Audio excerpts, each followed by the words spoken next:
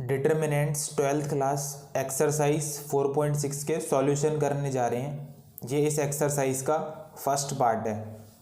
इसमें हमें सबसे पहले पढ़ना है consistency of system of linear equation. ठीक है, तो पहले ना इसका बेसिक देख लेते हैं। कंसिस्टेंसी से पहले ये हम पे सिस्टम ऑफ लीनियर इक्वेशन दे रखी है, 3 इक्वेशन दे रखी है हमें। ये फर्स्ट हो गई, ये सेकंड हो गई और ये थर्ड हो गई।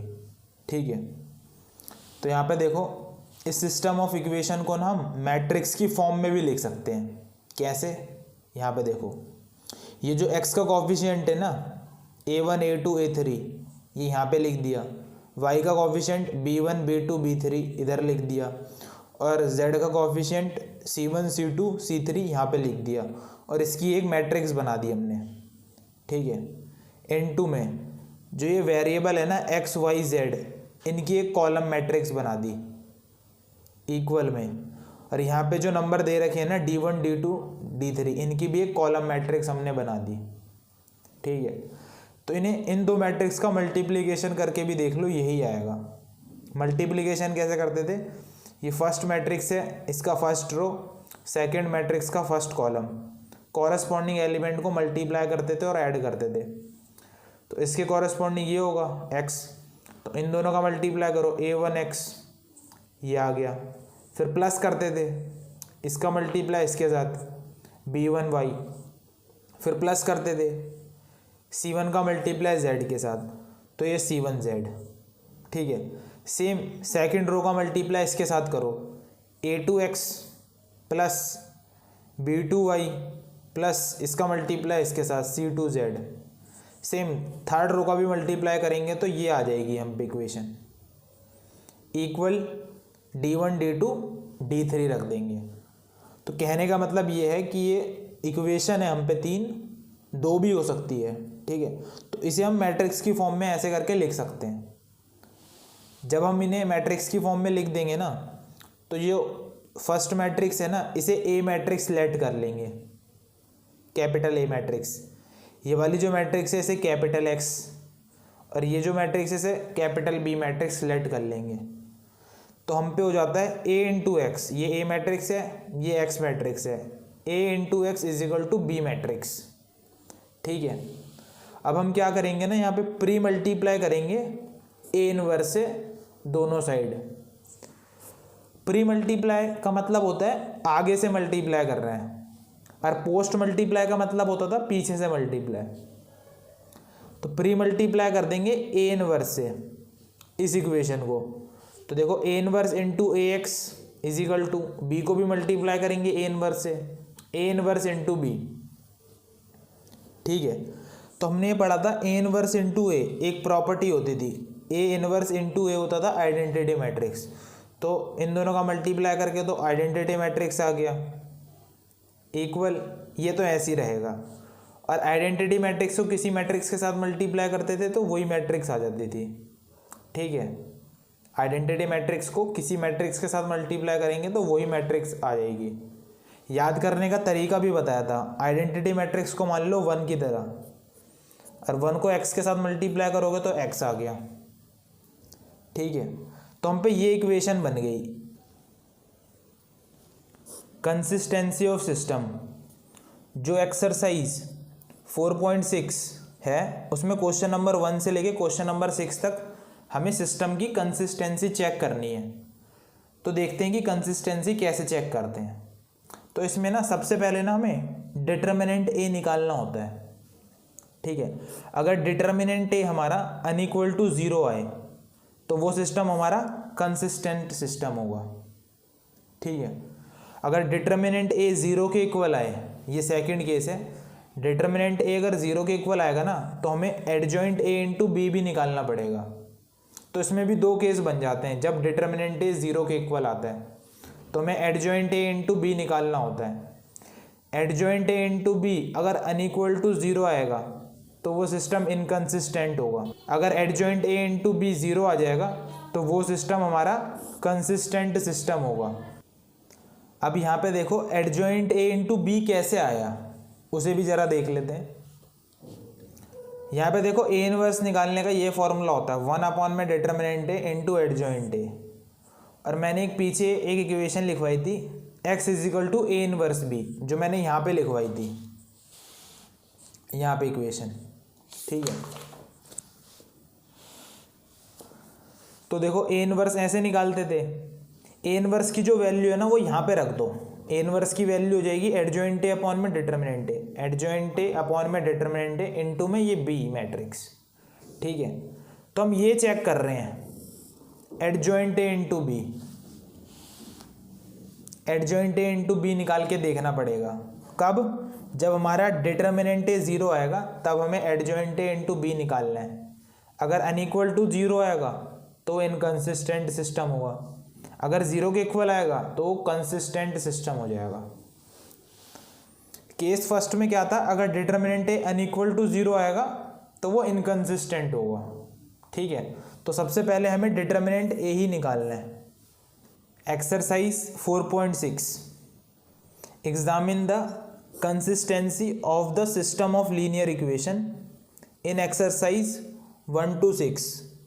क्वेश्चन नंबर 1 to 6 तक हमें कंसिस्टेंसी चेक करनी है कि सिस्टम कंसिस्टेंस है या इनकंसिस्टेंस है। तो मैंने पीछे बताया था अगर हमारा determinant A unequal to zero आता है तब सिस्टम क्या होता है, कंसिस्टेंट होता है। ठीक है, अगर डिटर्मिनेंट जीरो के इक्वल आ जाता है तब हम चेक करते हैं एडजॉइंट ए इंटू बी, अगर ये अनइक्वल टू जीरो आता है तब इनकंसिस्टेंट होता है। ठीक है, अगर adjoint A into B zero के इक्वल आ जाता है तब कंसिस्टेंट हो जाता है सिस्टम हमारा। तो सबसे पहले क्या करना है, हमें डिटर्मिनेंट ए निकालना है। तो देखो इस सिस्टम ऑफ लीनियर इक्वेशन को देखो हम डिटर्मिनेंट की फॉर्म में ऐसे लिख सकते हैं, x का कोएफिशिएंट क्या है 1, इधर x का कोएफिशिएंट है 2, यहाँ पे y का कोएफिशिएंट है प्लस का 2, y का कोएफिशिएंट है प्लस का 3। फिर मैंने बताया था यहाँ पे वेरिएबल लिखते हैं कॉलम मैट्रिक्स में, x और y लिख दिया इक्वल, और यहाँ पे ये दोनों नंबर लिख देंगे। ठीक है, चेक भी कर सकते हैं, इन दो मैट्रिक्स को मल्टीप्लाई करके यही आएगा, इसका मल्टीप्लाई इसके साथ, 1 का करेंगे x के साथ तो x आ गया, प्लस करते हैं फिर 2 का मल्टीप्लाई y के साथ, इसका मल्टीप्लाई इसके साथ करेंगे तो देखो 2x प्लस 3y आएगा, 2 का मल्टीप्लाई इसके साथ प्लस 3 का मल्टीप्लाई y के साथ। फिर हम लेट करते थे कि ये A मैट्रिक्स है, ये हमारी X मैट्रिक्स है और ये हमारी B मैट्रिक्स है। ठीक है, हमें तो डिटर्मिनेंट A निकालना है। तो A मैट्रिक्स तो हमारी ये वाली हो गई, A मैट्रिक्स हो गई हमारी ये वाली 1 2 2 3। हमें डिटर्मिनेंट A निकालना है 1 2 2 3, तो डिटर्मिनेंट A आएगा 3 - 4 - 1। हमारा डिटर्मिनेंट ए -1 आ गया, मतलब ज़ीरो के इक्वल नहीं आया है। ठीक है, और जब determinant A unequal to zero होता है तो सिस्टम क्या होता है, कंसिस्टेंट होता है। तो इधर लिख देंगे ये सिस्टम क्या है, कंसिस्टेंट है। ठीक है, क्वेश्चन नंबर 2 देखते हैं। इसे मैट्रिक्स की फॉर्म में लिख लो, x का कोएफिशिएंट 2, ये वाले x का कोएफिशिएंट हो गया 1, फिर y का कोएफिशिएंट देखो ये -1 हो जाएगा क्योंकि आगे माइनस का साइन लगा है, और y का कोएफिशिएंट ये वाले ये 1 हो जाएगा। फिर इधर लिख देंगे x y इक्वल टू, इस मैट्रिक्स में लिख देंगे 5 और 4। ठीक है, तो इसे हम A मैट्रिक्स लेट करते थे, इसे x और इसे B मैट्रिक्स। ठीक है, तो हमें डिटर्मिनेंट A निकालना है, डिटर्मिनेंट A निकाल देंगे। A मैट्रिक्स हमारी ये वाली है, तो डिटर्मिनेंट A निकालेंगे 1 का मल्टीप्लाई 2 के साथ, फिर माइनस 1 का मल्टीप्लाई -1 के साथ, तो ये 2 + 1 3 आ रहा है। मतलब हमारा डिटर्मिनेंट ए 0 नहीं आ रहा। और जब हमारा डिटर्मिनेंट 0 नहीं आता, मैंने यहाँ पे बताया था डिटर्मिनेंट ए अनइक्वल टू 0 होगा तो सिस्टम क्या होगा, कंसिस्टेंट होगा। तो हम यहाँ पे लिख देंगे कंसिस्टेंट। क्वेश्चन नंबर 3 देखते हैं। इसे मैट्रिक्स की फॉर्म में लिख लो। x का कोएफिशिएंट 1 हो गया, ये वाला x का कोएफिशिएंट 2, y का कोएफिशिएंट 3 हो गया, इधर हो गया 6, इधर x y इक्वल टू ये वाली मैट्रिक्स 5 8। ये हमारी A मैट्रिक्स होती है, ये हमारी X मैट्रिक्स होती है और ये हमारी B मैट्रिक्स होती है। तो हम डिटर्मिनेंट A निकालते हैं।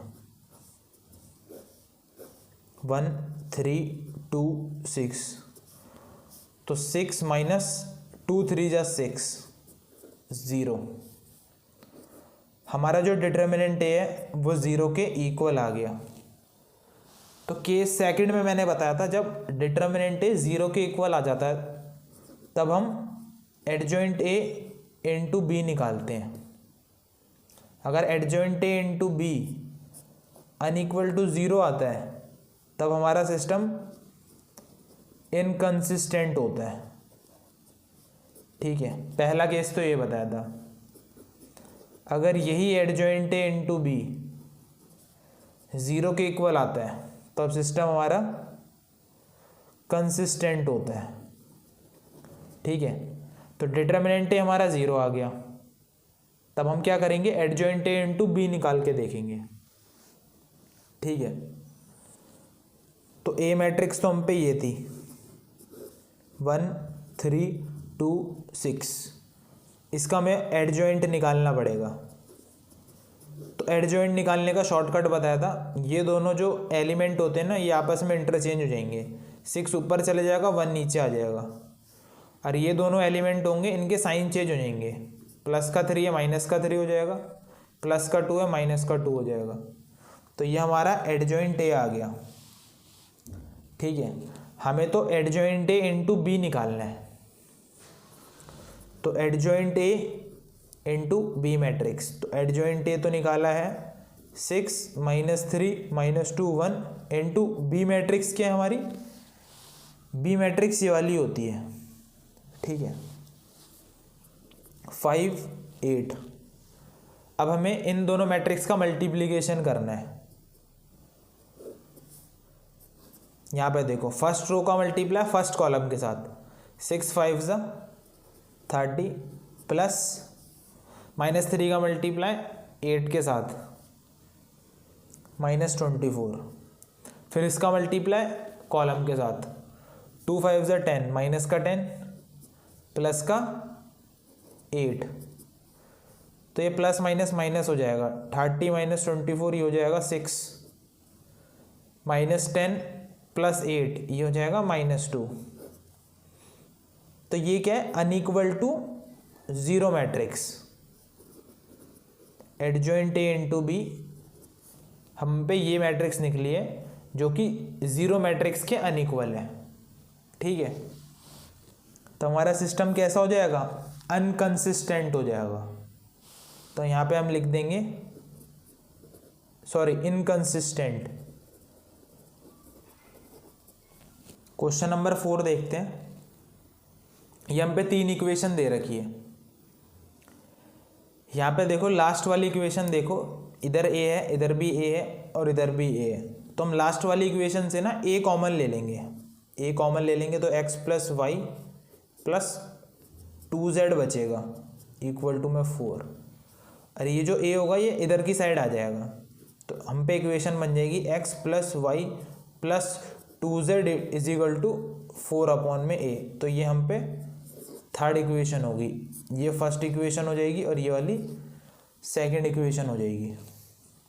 ठीक है, तो अब इनकी मैट्रिक्स बनाते हैं।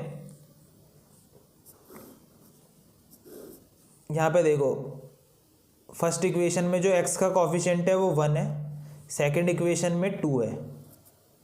ये वाली इक्वेशन मत देखना अब, ठीक है। अब ये इक्वेशन को हमने इस फॉर्म में लिख दिया, इसका कोफिशिएंट क्या है 1, फिर y का कोफिशिएंट है 1, फिर इधर कोफिशिएंट है 3, और थर्ड इक्वेशन में y का कोफिशिएंट है 1, z का कोफिशिएंट हो गया 1 2, और फिर यहाँ पे हो गया 2, ठीक है।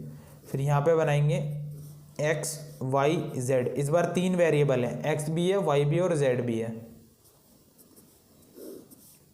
और यहाँ पे लिख देंगे 1 2 1 2, और थर्ड इक्वेशन है 4/a। तो ये हमारा a मैट्रिक्स हो गई, ये x मैट्रिक्स हो गई, और ये b मैट्रिक्स हो गई। तो हम डिटर्मिनेंट a निकालेंगे, हम पे ये है a मैट्रिक्स, इसका डिटर्मिनेंट निकालेंगे 1 1 1 2 3 2 1 1 2। अब इस डिटर्मिनेंट को एक्सपेंड करते हैं रो 1 से, तो रो 1 का फर्स्ट एलिमेंट, ठीक है, इसका रो और कॉलम डिलीट, क्या बचा 3 2 1 2, फिर साइन आता है नेगेटिव, नेक्स्ट एलिमेंट है 1, इसका भी रो और कॉलम डिलीट करेंगे तो क्या बचेगा 2 2 1 2, फिर प्लस का साइन आता है थर्ड एलिमेंट, इसका रो और कॉलम डिलीट करेंगे तो बचेगा 2 3 1 1, 2 3 जा 6, माइनस 1 को 2 से करेंगे 2 2 2 जा 4, माइनस 2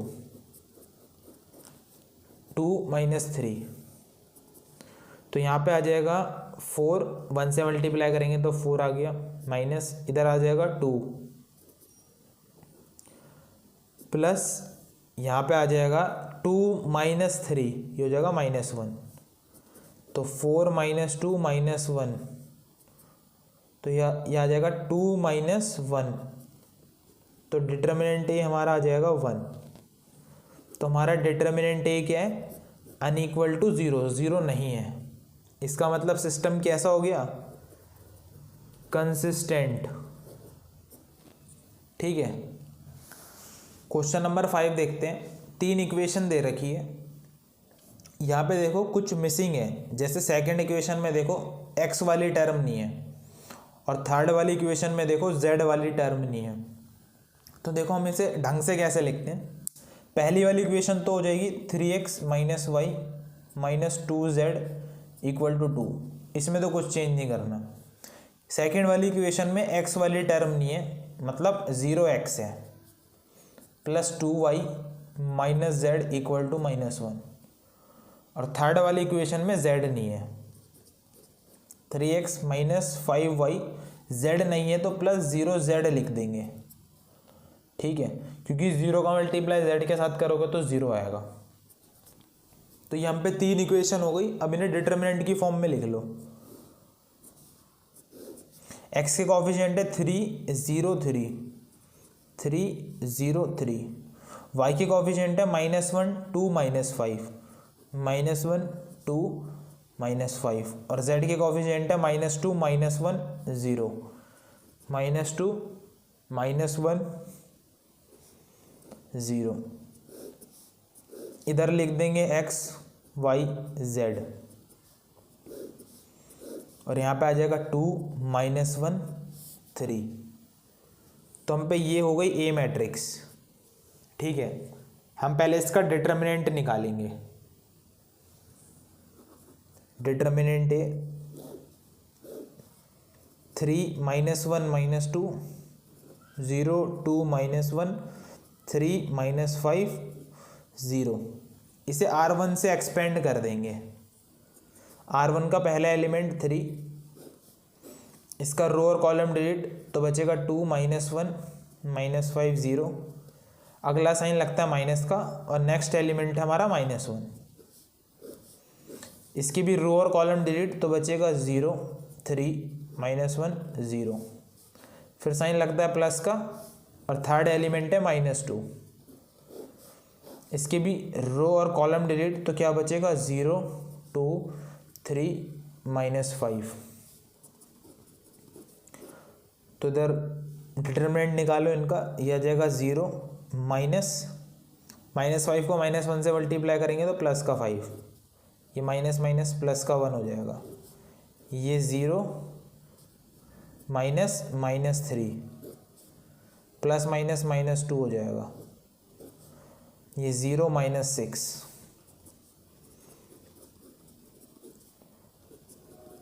ये हो जाएगा माइनस माइनस प्लस का 3, तो minus 15 plus 3 plus 2 6 12, minus 15 plus 3 हो जाएगा माइनस 12 प्लस का ये वाला 12, तो ये आपस में जब कट जाएंगे तो डिटर्मिनेंट ए हमारा 0 आ जाएगा। तो जब डिटर्मिनेंट ए 0 आता है तब हम क्या निकालते हैं, एडजॉइंट ए इंटू बी निकालते हैं। अगर एडजॉइंट ए इंटू बी 0 के अनइक्वल आता है तो हम सिस्टम इनकंसिस्टेंट होता है। अगर एडजॉइंट ए इंटू बी 0 के इक्वल आता है तब सिस्टम कंसिस्टेंट होता है। ठीक है, तो अब हमें, क्योंकि डिटर्मिनेंट ए 0 के इक्वल आ गया, तब हमें एडजॉइंट ए भी निकालना पड़ेगा। तो अगले पेज पे हम एडजॉइंट ए निकालते हैं। पीछे वाली सारी इंफॉर्मेशन मैंने यहाँ पे लिख दी। यहाँ पे ए मैट्रिक्स थी, इसका हमने डिटर्मिनेंट निकाल लिया था तो 0 आ रहा था, इसीलिए अब हमें एडजॉइंट ए इंटू बी निकाल के चेक करना है। अगर 0 के अनइक्वल आएगा तो इनकंसिस्टेंट हो जाएगा, अगर 0 के इक्वल आएगा तो कंसिस्टेंट हो जाएगा, पर उसके लिए पहले हमें एडजॉइंट ए निकालना पड़ेगा। और एडजॉइंट ए होता है कोफैक्टर मैट्रिक्स का ट्रांसपोज। तो हमें पहले कोफैक्टर मैट्रिक्स बनानी पड़ेगी। कोफैक्टर निकालने से पहले हम माइनर निकाल लेते हैं। देखो M11 मतलब ये वाला एलिमेंट का माइनर, इसका रो और कॉलम डिलीट करो तो क्या बचेगा, 2 -1 -5 0। इसका डिटर्मिनेंट निकालोगे आएगा 0 -5 -5 आ जाएगा। फिर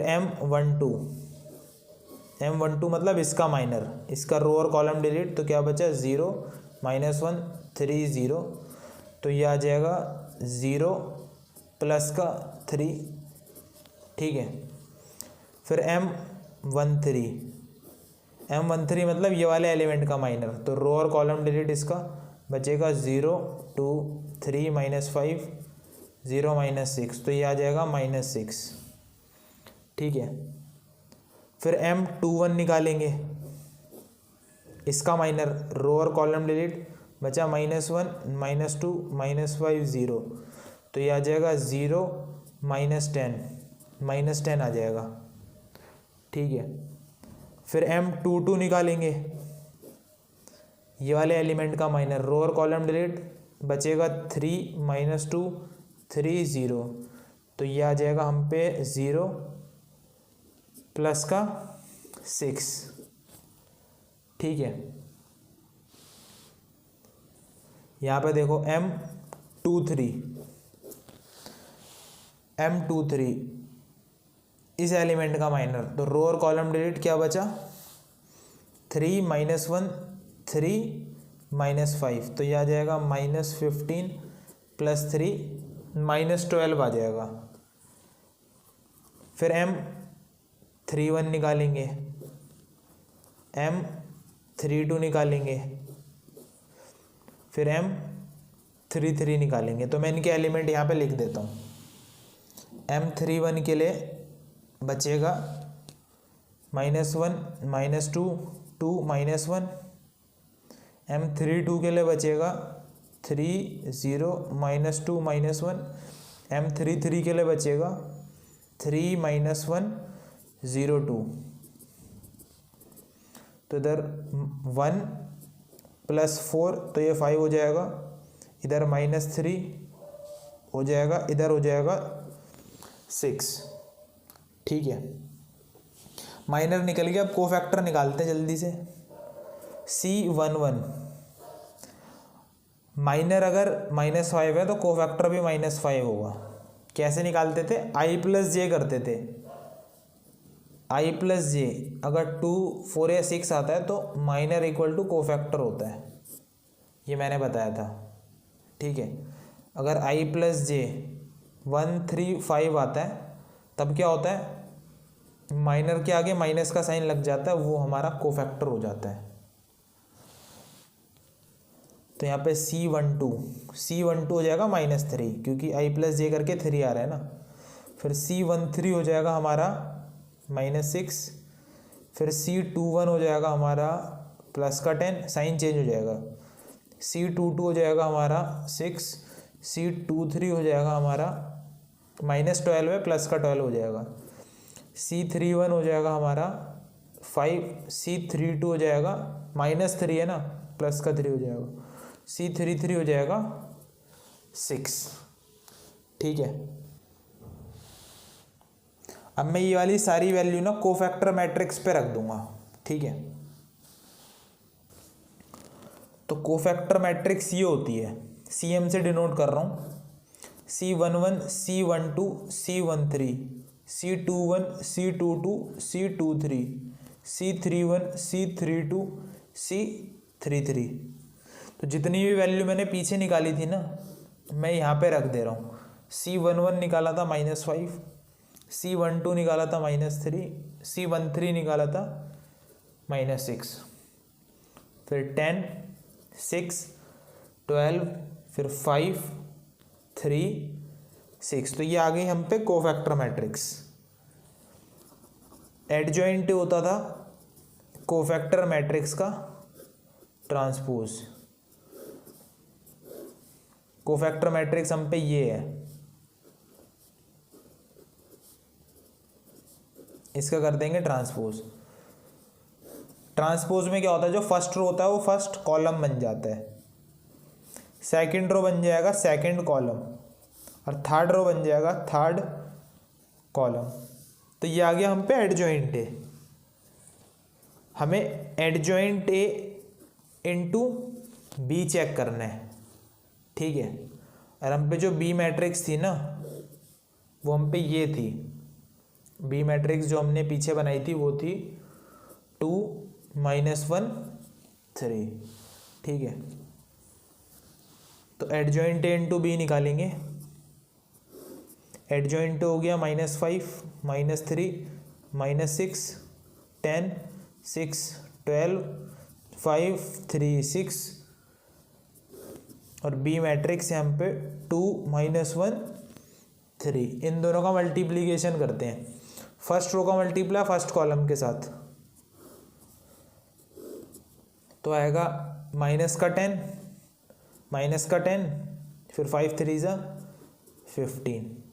इस रो का मल्टीप्लाई इसके साथ -6 फिर -6 प्लस 3 3 9, फिर इसका मल्टीप्लाई इसके साथ -12 प्लस का 18, 6 3 18। तो ये आ जाएगा -10 -20 प्लस 15, तो आ जाएगा -5। -6 हो जाएगा -12 प्लस 9 करेंगे तो -3, -12 हो जाएगा -24 प्लस 18 करेंगे तो -6 आएगा। तो ये हमने क्या निकाला, ये एडजॉइंट ए इंटू बी है, जो कि ज़ीरो मैट्रिक्स के इक्वल नहीं है, ठीक है। तो जब adjoint A into B unequal to zero matrix होता है, तब क्या होता है, सिस्टम इनकंसिस्टेंट होता है, ठीक है। तो ये हमारा आंसर है। क्वेश्चन नंबर 6 देखते हैं। 3 इक्वेशन दे रखी है, इसे डिटरमिनेंट की फॉर्म में लिखते हैं। x के कोएफिशिएंट हो गए 5 2 5, y के कोएफिशिएंट हो गए -1 3 -2, और z के कोएफिशिएंट हो गए 4 5 6। इधर वेरिएबल मैट्रिक्स आ जाएगी x y z, और इधर लिख देंगे 5 2 -1, ये वाले नंबर, ठीक है। तो ये हम पे ए मैट्रिक्स होती है, ये एक्स मैट्रिक्स होती है, और ये बी मैट्रिक्स होती है। तो कंसिस्टेंसी चेक करनी है तो हमें डिटर्मिनेंट ए निकालना पड़ेगा। डिटर्मिनेंट ए निकालते हैं, ये हम पे ए मैट्रिक्स है 5 माइनस 1 4 2 3 5 5 माइनस 2 6। R1 से एक्सपेंड करते हैं। R1 का फर्स्ट एलिमेंट 5, इसका रो और कॉलम डिलीट, बचा 3 5 माइनस 2 6, फिर माइनस का साइन लगता है और नेक्स्ट एलिमेंट है हम पे -1। -1 के रो और कॉलम डिलीट, तो बचा 2 5 5 6, फिर नेक्स्ट एलिमेंट है 4, साइन लगता है प्लस का, इस 4 का रो और कॉलम डिलीट, तो बचा 2 3 5 माइनस 2, 6 3 ज़ा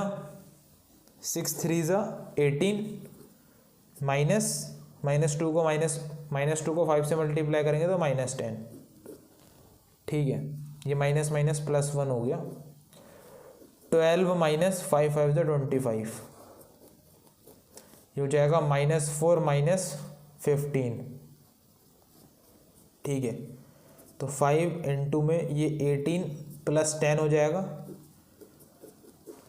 ये 12 माइनस 25 करेंगे तो आएगा -13 आएगा। ठीक है, -4 माइनस 15 करेंगे तो -19 आएगा। ठीक है, यह आ जाएगा 28, यह आ जाएगा -13, और 4 को 19 के साथ मल्टीप्लाई करेंगे तो 76 आएगा। ठीक है, माइनस का 76, 5 8 ज़ा 40, यह आ जाएगा 140 -13 -76।